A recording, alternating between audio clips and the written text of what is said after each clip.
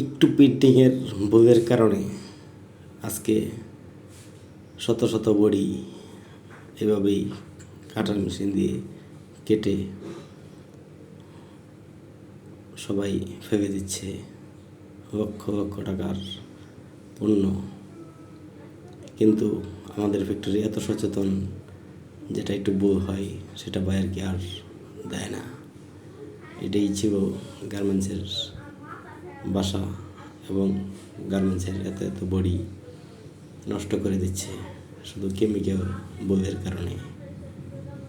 এটা আমাদের যারা ছিল ম্যানেজমেন্ট, হয়তোবা তাদের ভুলের কারণে কোম্পানির এত এত টাকার পণ্য নষ্ট হয়ে গেল।